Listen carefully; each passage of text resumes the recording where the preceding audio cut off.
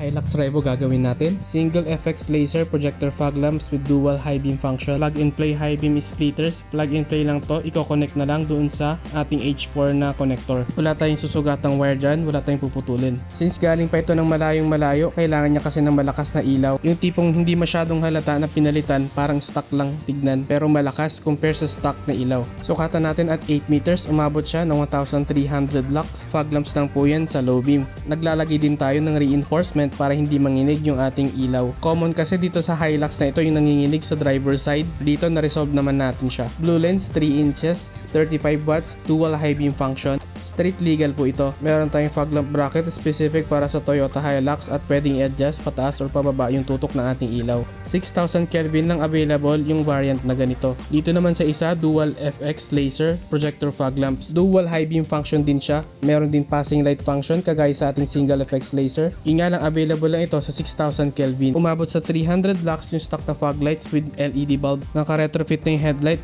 Pero ramdam niya na yung panghihina after 4 years na gamit. Nanghihinayin pa siyang palitan kaya etong fog lamps muna yung ganyang ginalaw. Test daw muna ang LED projectors habang nag-iipon para sa headlight. Isa din nagustuhan ni sir dito sa projector na to, meron siyang passing light function. So sa demo natin, projector fog lights lang yung naka-open. Kahit nakapatay lahat ng ilaw, pag pinitik natin yung high beam, iilaw yung ating projector fog lights. Sa mga nahihinaan sa kanilang mga ilaw, ito yung best way para mag-upgrade kayo. Para ma-retain yung itsura na stock pero mas malakas na at mas maliwanag ng ilaw na hindi kailangan nagdadagdag ng auxiliary lights sa bumper o kaya sa grill at madalas nahaharang sa mga checkpoint. May cut-off line kaya hindi nakakabulag sa kasalubong. Nile-level din natin yung mga cut-off lines ng projector fog lights na yan. Depende sa height ng sasakyan. 2 hours ko nga pala ginagawa sa Hilux Revo. Pero ang effect naman parang nagdagdag ng isa pang set ng headlights. Mas maliwanag at mas safe mag-drive sa gabi. Mas efficient at makakaiwas ka kaagad kung sakali may lubak sa kalsada. Hindi naman kaya asong tumatawid.